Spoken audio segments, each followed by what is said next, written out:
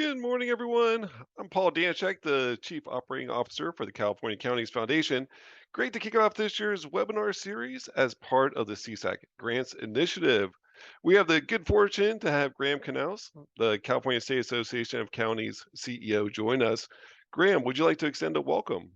I'd love to. Thank you, Paul. Good morning, everyone. I'm so glad that you all are joining us this morning for what's going to be a really rich webinar. I wanted to paint a little picture of how we got here very briefly.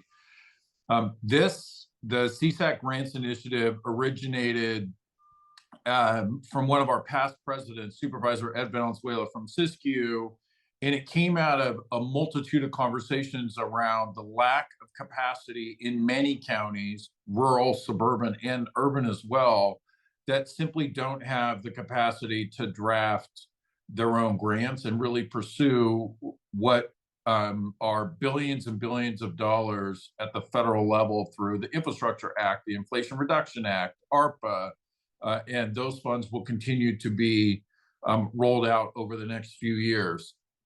Unlike many prior federal funding streams, there's an increasing requirement related to crafting grants and applying for them, and that leaves too many counties out. And so the Grants Initiative was originated to try to bridge that and ensure that there's greater awareness in terms of what is out there, what the rules are associated with it that might be valuable for your communities, and opportunities to grow your capacity through the partnership that we've created with the Ferguson Group for discounted grant-based services that Paul can chat about. So we're really excited about this. This is about partnering with counties to ensure that you can have the resources to transform your communities on important projects all across the spectrum of services and infrastructure that you are responsible for. It's one of the things that we're most excited about as an organization. And with that, I want to welcome you all this morning, and let me hand it to Paul Danchek, who serves as our Chief Operating Officer for the California Counties Foundation. Paul. Graham, thanks for that very generous welcome this morning. The team over here on the CSAC California Counties Foundation is small and mighty. We also have Veronica Smith on this call. She's part of our team on this side of the house. Veronica, would you like to say hello? Yes. Morning. Thank you, everyone, for being here. We have a jam-packed session for you on grants, and happy to have you all here. And you'll hear a little bit from me throughout the webinar. Thanks, Paul. Awesome. Thanks, Veronica. And to make this all possible, we've been working with the Ferguson Group and their team for the last couple years to be able to provide a number of services, some of which will pop up throughout our conversation today. In today's session in particular, there's five main areas. First, we're going to talk about level setting, getting a lay of the land, realizing that many of you are just in different stages of the grant processes, and we want to make sure we have a common language for today's presentation. The second part is developing a strategic approach and diving deep into what are some considerations that we should have as we're thinking about it from a strategic lens. We'll talk about free services and opportunities that we offer through the CSAC Grants Initiative. Fourth, we'll talk about preparing for projects and what that looks like and give you some other ideas and tips as you get into that preparation stage. And finally, getting connected to advance grant applications and what does getting connected mean, and how might that be different than some of the things you might be already working on. The CSAC Grants Initiative has both free and premium services. Today's session, Heidi Schott and Kristen Long will illustrate examples to both to help support your efforts. The webinar series is one part of our free services, in addition to the first come, first serve office hours with the Ferguson Group and weekly grant updates through our email. Heidi and Kristen are managers at the Ferguson Group, and they might be actually working with some of you that are on this call today. Heidi, take it away. Thanks, Paul, and thanks, Graham, for the introduction. We're very excited to be here today to kick off the first webinar of our series focused on strategically approaching grant funding. As Paul shared with everyone, the focus of today is really about what you need to do to get ready to compete for a grant before the grant actually opens. There's a lot of legwork that needs to be done, and so hopefully you leave today's presentation with a good sense of what you need to do when you're picking out projects and how to really prepare yourself in advance of a grant application period being released so that you're not under the gun in a 30 to 90-day turnaround. So before we dive into the matter, I just wanted to say that the CSAC Grants Initiative team, it comes from the depths of TFG's experience representing local governments for over 40 years. Our grants division has decades of experience working on both complex federal grants as well as state opportunities coming from California. Our team is kind of based, a couple of us are based in California. Christy Moore, a managing partner at TFG, and myself are based out of California. And then Kristen Long and Sulan are based out of other locations in the United States.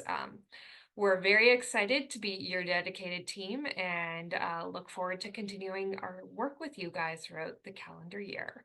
So as we mentioned before, we're excited to be here to launch our first webinar series for 2024 through the CGI initiative. We're kicking off today's series with a webinar focused on the benefits of strategically approaching grant funding.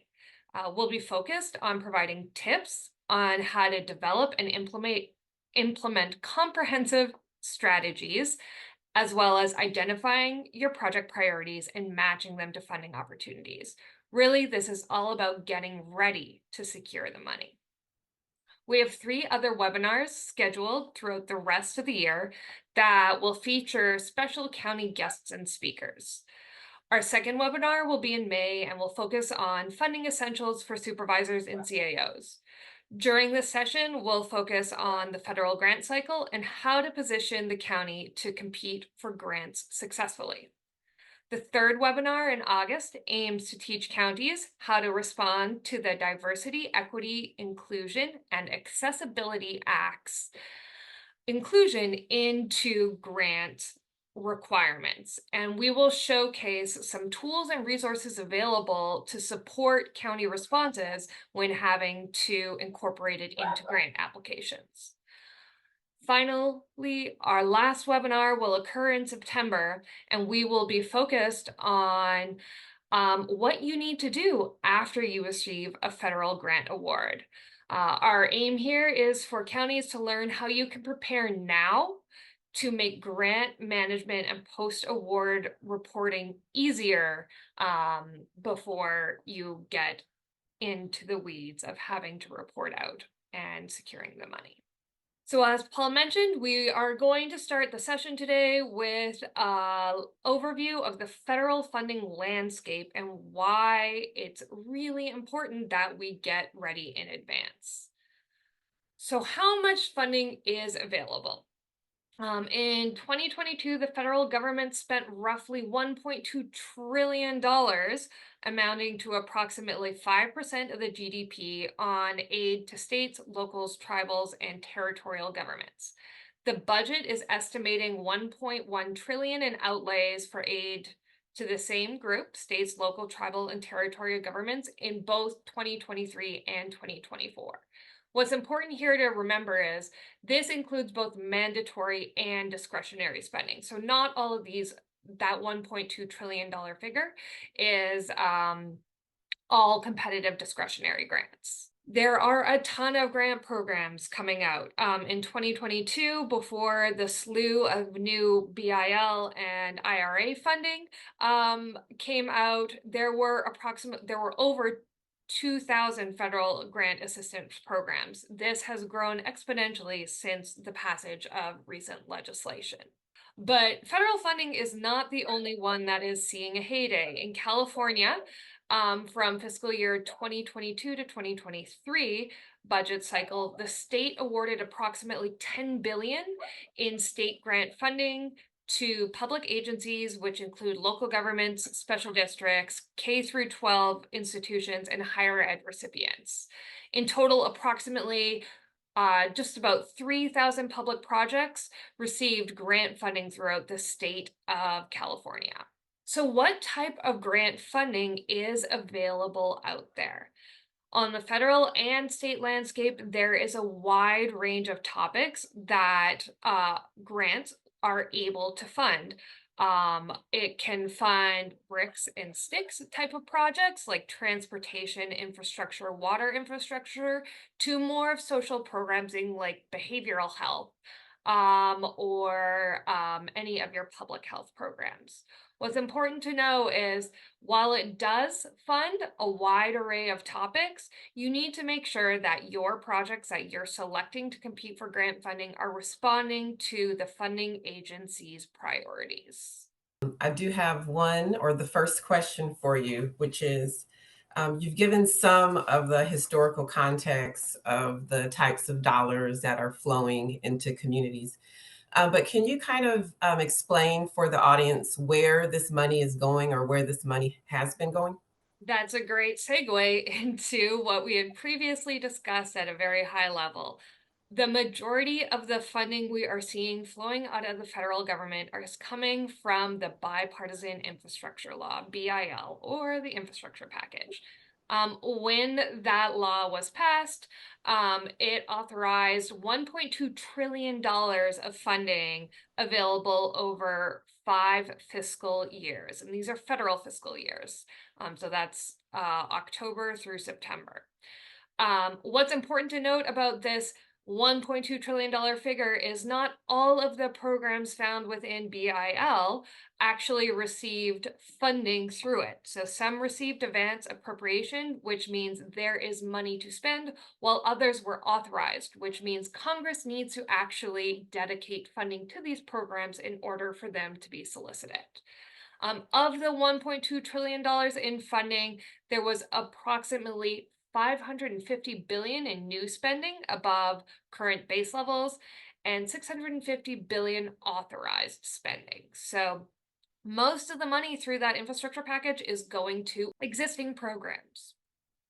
As you'll see here, a lot of the funding through the BIL is going towards transportation projects funding. So a large majority of the funding is going to go to support projects like roads, bridges, ports, public transportation, and EV infrastructure, as well as rail.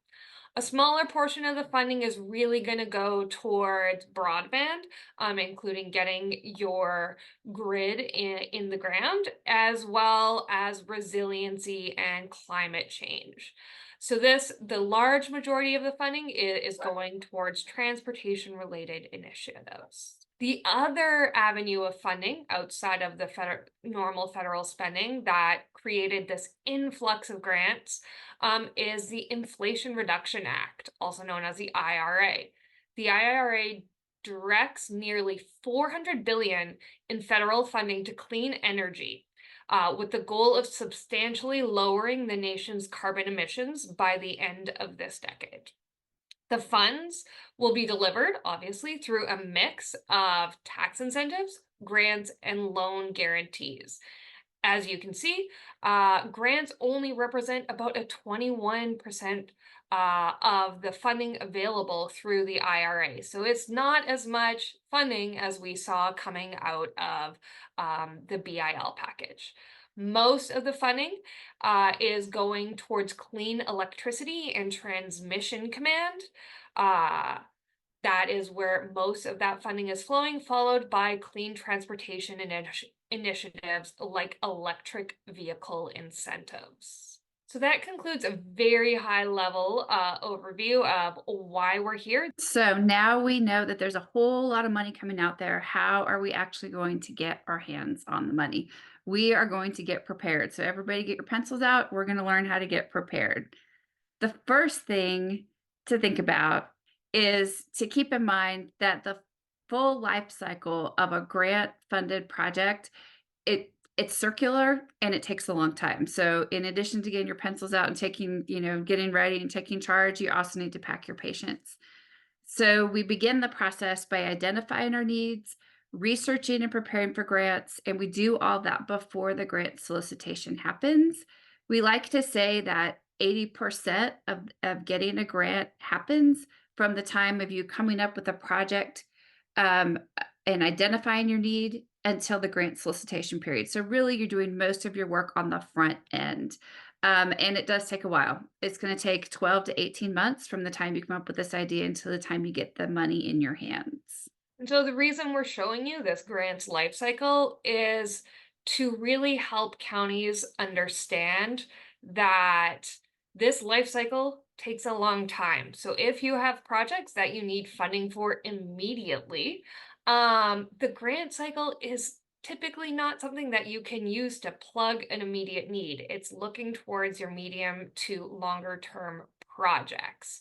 So when you're really, in order to be successful in grants, you want to start thinking about your projects early before funding is critical, so that you avoid being reactive to solicitations or submitting projects that are not quite within grant timelines. We do have a question that has come in for you. First question is from Jose Michael, and the question is, where would social services fall under the federal grant landscape if you're not seeking behavioral health grants? So a lot of the social services funding on the federal level comes through formula grants, but I would recommend looking at Health and Human Services as an avenue for funding. There might also be partnership opportunities for social services to partner with public health or behavioral health to access funding through SAMHSA and other programs. With all of the steps to the process, what should counties be doing to prepare themselves to be the most competitive? So here's the crux of the whole presentation, the whole training today is learning how to strategically approach grant funding. And what this does is it helps you intentionally focus looking for grant efforts based on your project needs. So as you start to think about your project strategically, you're going to really start scoping your project and make sure you have a good idea about what it is you need funding for. Basically, you want to know what you're asking for and what your needs are before you look for the grant. Oftentimes people are more reactive when they see a grant come out and they see, oh gosh, that looks like it could be a really good funding mechanism for something in our county, but we don't have a specific project. So now we're trying to scramble and be reactive and working to get all the pieces and parts together to submit a grant application. What we're trying to do is have you start thinking about picking your projects, prioritizing them, then trying to find the right program that matches up to your needs. So how do you do that? Well, there's really 3 steps: developing a plan, staying informed, and getting connected. And first, we're going to talk about developing a plan. So here's at the very beginning, we're starting the whole process. What are your project ideas? What are some things that you know that you need funding for in the medium to long term? Heidi already touched on this. We don't want to be looking for projects that need money in the next 6 to 8 months or even a year. We want to look a little bit farther out. How can you do that? Look at your capital improvement plan, look at your long range plans, and start thinking, okay, well, in 2 years, we know that we want to look at replacing this bridge. Great. So now what is the bridge? How are we going to start doing this? What is the size of the bridge? What needs to be done? Okay, now we have a project. Now we're going to look for a grant. And the key here is no project is too small or too big because there's so much funding and there's so many programs out there. Really start with that idea and start running with it. We really need to be able to define, and all of these steps are going to define the pieces and parts. So when the time comes to write the grant, you are set and ready to go.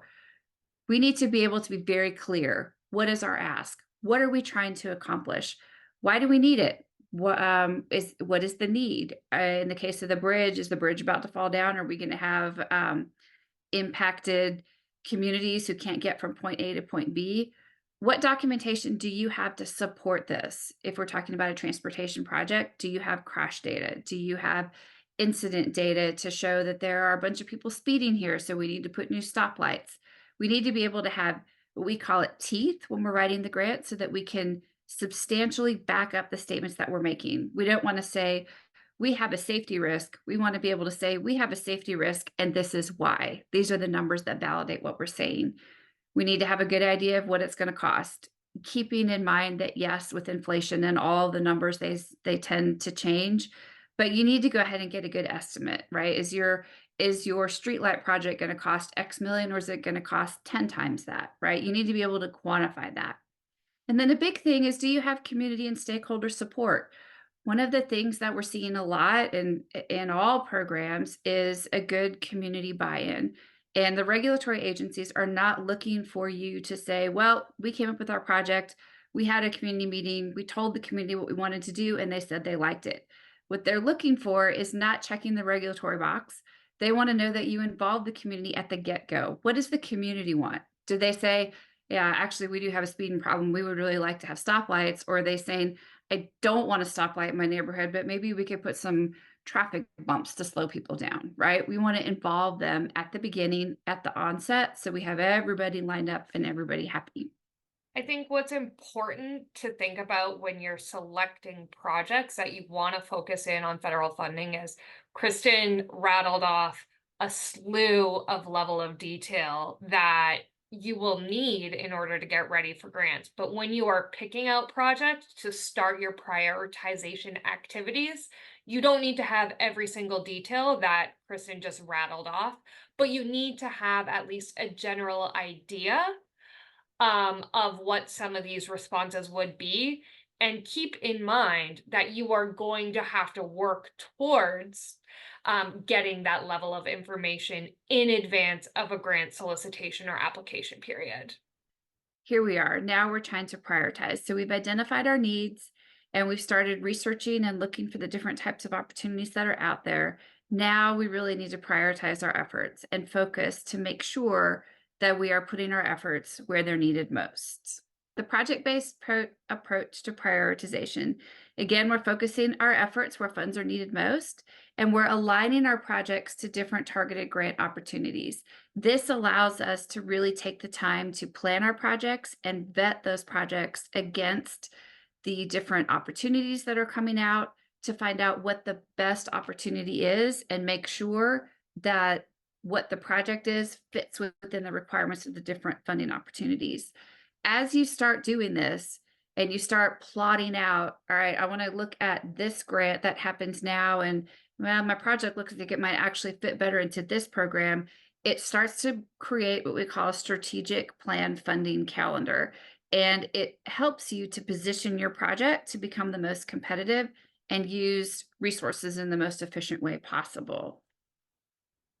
And really the whole idea is to be methodical and to help save time and stress as we're going through, to again be proactive instead of reactive to the grant solicitations as they're released. So again, when we're prioritizing now, and as Heidi said, more of the general ideas of the things that you need to do as you're brainstorming your ideas, now's when you really need to put them into play. Now we need to get some of the data, we need to get some of the teeth so that we can prioritize and make sure that things are lining up against the different priorities and the different funding opportunities. So this is helping us to vet our projects and get ready for project readiness.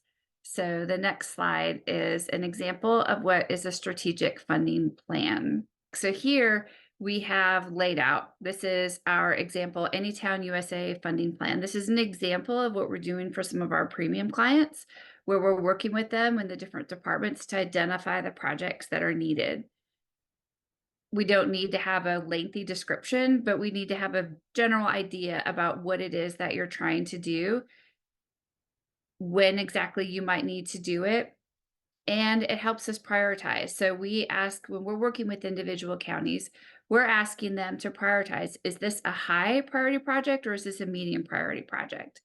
Once we get that information, we go through and we do our research and we bring programs to the table that look like they might be a fit. So, and that's where it's a little bit hard to see, but it's the fundability, which is right next to the prioritization column. Ideally, we're going to have a high priority project that pairs up with a high fundability program. Some cases we end up with a medium or a low, like maybe we can't find a grant program that fits your need. Alternatively, sometimes as we're going through this exercise, we can see, well, this was a project that wasn't ranked super high by the county, but guess what? It's very high fundability, and there's a program that's coming out that actually would be a really good fit. So then it can bump it up into the priority, and then we can pair them together. So the point of creating this strategic funding plan, and this is just one way that you can approach it, is to really decide where you want to focus your energy, because we know that counties have many priorities to handle and many needs. So when you're, instead of taking the approach of, we're going to find grant funding for every single need that we have, you're prioritizing your projects to focus in that effort on projects that you need funding for, that have a high likelihood of aligning with a federal or a state grant. That way, you know where you want to focus your time and your community's effort and your staff's effort in gathering all the information necessary to prepare an application. So really, when you are going through this prioritization exercise, it's a way to whittle down and focus in on a handful of projects that will ultimately align with a federal or grant program. And I think the other thing here is that some of these programs can be not difficult. Well, yeah, they can be difficult to apply for, and especially if you're going for a construction or an implementation project, there can be a lot of documentation that needs to happen on the front end before you can apply for the grant. So you don't want to spend all that time and all that effort preparing environmental documents or construction documents if we can't find a program to match it up to. All right, the next step is to stay informed and to be aware of the different funding opportunities and to start understanding the cyclical nature of the grants. So there are many ways that you can go about finding grants, and here is just a smattering of some of them. But really, it's a way to get into these and look for them, to look for different opportunities that are coming out. Another way to be aware of this is through one of our services that we provide with the general grant funding guide. So if you're looking for some funding that might match up with one of your projects, all of our grant funding guides are on the CSAC website, and you can flip through those and see if you can find a program that you can then start monitoring. Like if there's a RAISE or a DOT program that typically comes out on an annual cycle, now you can start plotting that time of when you anticipate that grant to come out into your funding strategy, so that you're preparing and you're getting yourself ready in advance of when we think that it may come out. Keeping in mind that the federal government likes to change things up all the time, so there's no guarantee when grants may come out. I also want to make a plug for ensuring that you sign up for the listservs. While CSAC is offering several great resources for identifying or keeping you abreast of grants on a weekly basis, signing up for those agencies in which align with your departments is going to be really critical for you to get the most up-to-date information, like when the grant is released. I also wanted to point out that several of the federal funding agencies, since the influx of BIL and IRA funding came out, started to publish calendars of when their most popular grant programs come out. For example, the Department of Justice has a program plan, as well as the Department of Transportation creates a program calendar now for the most popular grants. So in addition to being able to search on all the tools that are outlined in this slide, you really want to make sure that you are looking through these funders' web pages and signing up for their listservs and really using some of their planning tools to understand when the grant is expected to be published for competition, and looking at previous grant applications, solicitations, and guidelines to help you prepare. Heidi and Kristen, appreciate this larger landscape that you're painting for us on just where we are collectively with the grants and getting into that planning stage of realizing all the different complexities that are coming into the mix. When Graham did his welcome this morning, he reinforced that the need for our work at the foundation was driven by the counties and saying, hey, we think there's a gap here that we could use some additional assistance in designing what the what that looked like. We recognized that there were two opportunities. One were for free services that we could provide more broadly, and then premium services. And Kristen, you identified to some of the work that you're doing within the counties on how you think about it as planning it out, and how do you start to recognize high priority, low priority type of initiatives. How do you narrow it down to those that you want to head towards? That's maybe a deeper conversation. We also have free resources available to help at a variety of levels, including identifying which grants are on the horizon. Heidi and Kristen, can you talk more about what those free services look like right now? Because in some ways, um, Kelly, you don't necessarily know this, but you alluded to it earlier on with your great question about, hey, these grants aren't exactly aligning with what our needs are, and we have some resources that can actually help the thinking process on how you might go about it. Heidi, you did a nice job on identifying some of these creative approaches. We also have free office hours that we can work one-on-one with counties. Heidi, will you talk more about the free services? Absolutely. So one of the services that CSAC has sponsored through this initiative is our weekly grant update. And this service it is really there to help you stay informed about popular federal and state grants that are available and released that week. So the weekly is published on Friday through CSAC, and it will capture and give high-level overviews of the popular grant programs that have been released within the last week. Again, I want to say it is not your full catch-all, because if we included every single grant that a county could apply for in this publication every single week, it would be exponentially long. What we are trying to do is highlight the popular grants that we've heard from California counties are of interest or in topic matters, and capture that in our Grant Weekly update. So keep an eye out for that to hit your inbox every Friday. And if you have not been receiving that, I think you can go to the CSAC website to sign up.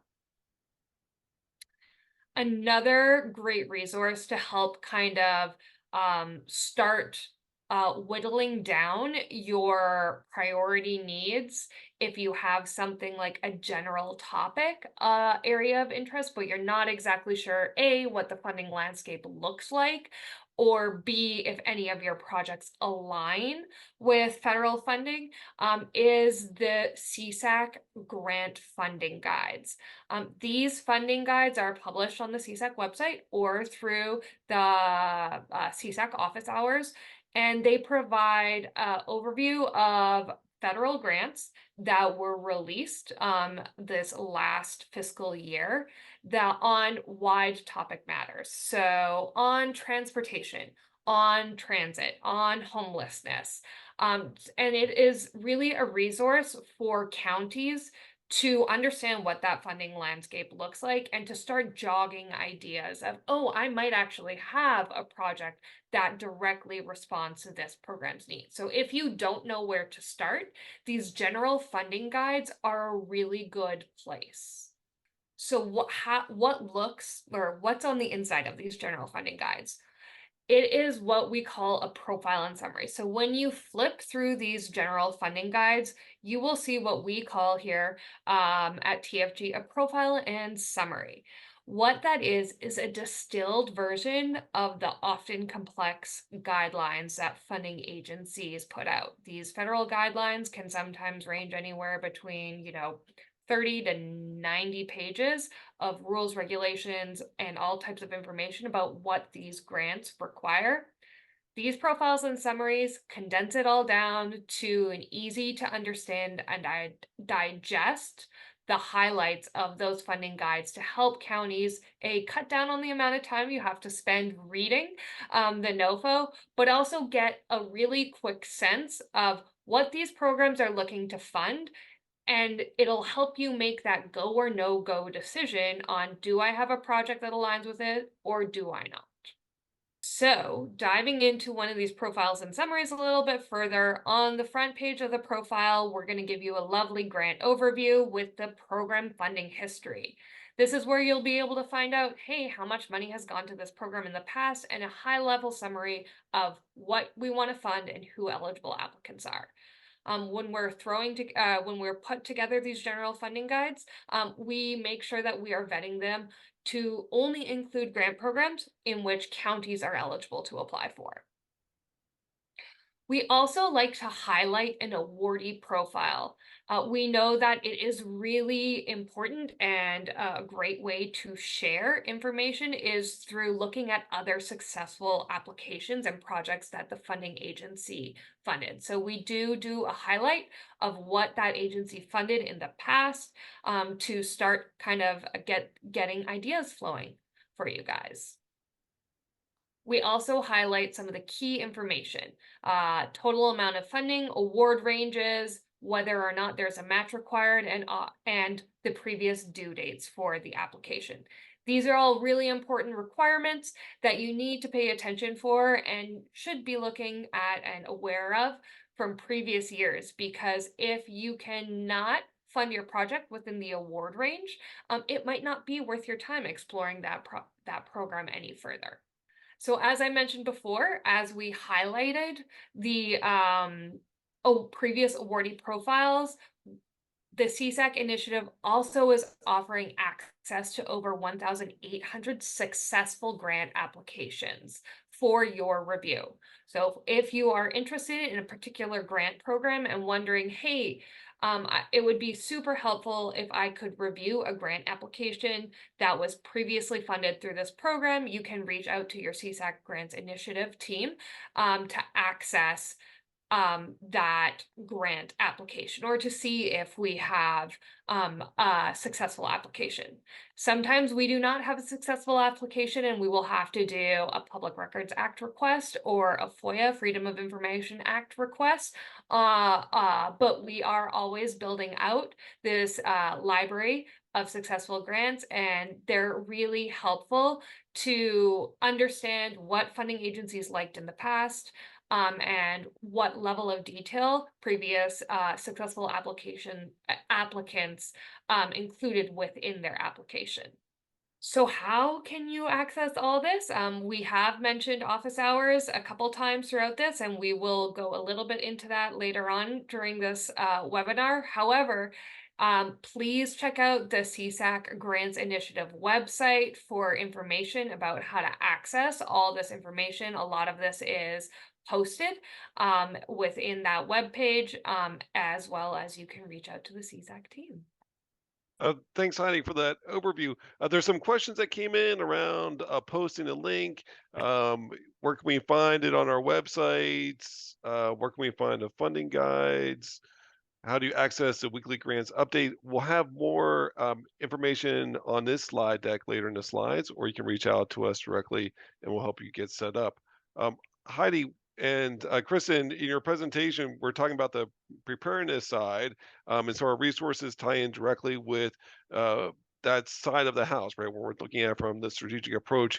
Can you take us from this idea of prioritization and now leading it into this idea of how do you prepare for all these things, as we tie it back to that great diagram that you had that illustrated the grant funding project cycle? Yep. So here we are. We have found our need. We have found our grant. We have prioritized that this is what we want to do. So now we're going to prepare and get ready in advance of the solicitation coming out. So what does that look like? So again, this is really breaking down the bits and pieces that are going to go into your grant narrative. How is your project going to be implemented? You need to be able to define if you're going to be doing the work, if you're going to be hiring a subconsultant to do the work, what exactly is the scope of work? So we talk a lot about scoping your project. What does it mean to scope your project? It means being able to break down and very clearly demonstrate these are all the steps, these are all the milestones, these are all the activities that go into putting your project together, right? We need to be clear again on why the project needs to be funded. We need to be able to demonstrate things like what would happen if you didn't get the grant or if the grant didn't go forward, such as if you're doing a full complete streets project, but there's again this bridge that's problematic. You could talk about, well, this is a great project and we're going to have all these benefits, but unfortunately, if we can't do this, this is not going to be able to come to fruition, or this is the missing piece of the puzzle and we need to get this funding in order to complete whatever the end goal of the grant is. And you need to be able to identify what that end goal is. Here is where we really want to pull in your data. We want to look at studies, information that's going to be available to support your project need. Another key thing to start preparing now before the grant comes and the solicitation drops is to see if that project is in other planning documents. Do you in your CIP has this been identified? If you're looking at doing some economic development, did you include redevelopment of brownfields as part of your economic development? If not, now would be the time to get that in there so that you can point to that in your narrative and say, you know what, we've been planning for this all along, and we really know that we have these properties that are problematic and we want to redevelop them. Again, as we talked about timing, you need to know when your project is going to start and when it's going to end, and you need to be sure that it can be completed within that prescribed period of performance. The government does not like to give extensions, and they don't like to have money come back if you can't get the project completed or for whatever reason you need to back out. So you need to be clear. If we have a 3-year period of performance, are we going to be able to have all of these things completed within that 3-year period of performance?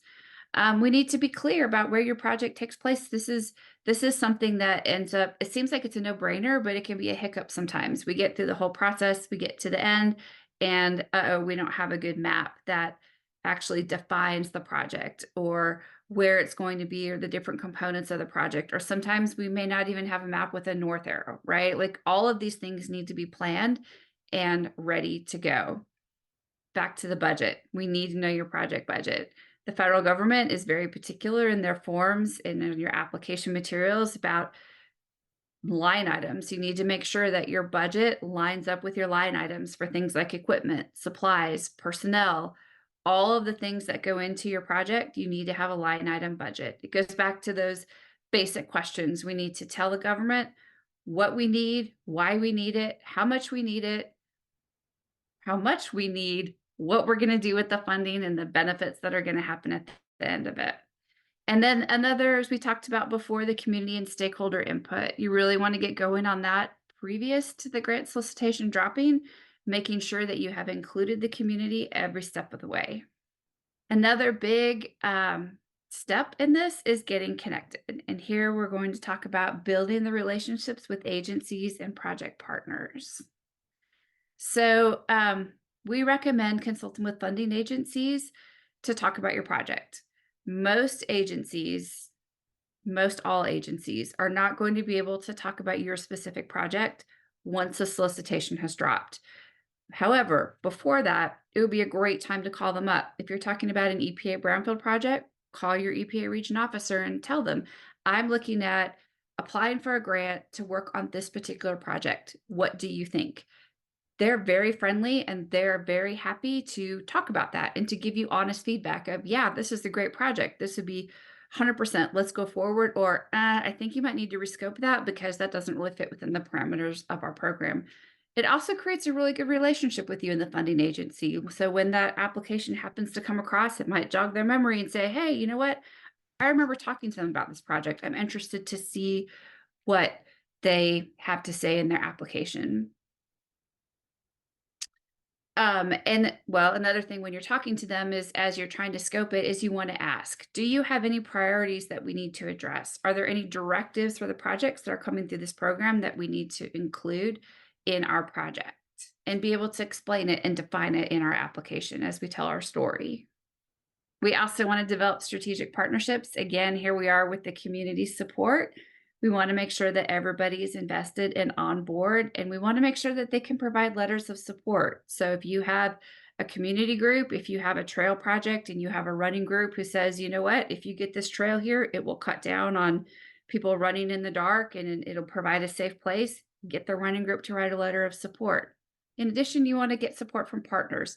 Project partners are different than a community partner. A project partner would be somebody who's actually going to be involved in the project itself, in the implementation of the project.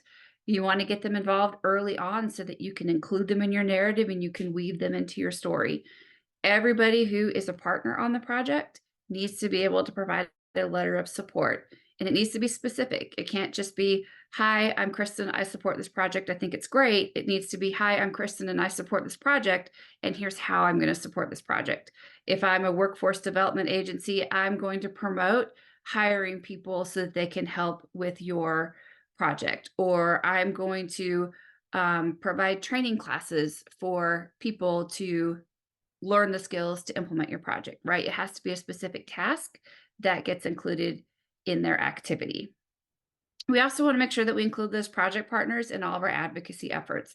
Have them call their delegates, have them call their people and say, hey, you know what? I really think that this is a good project. I think that it needs to go forward.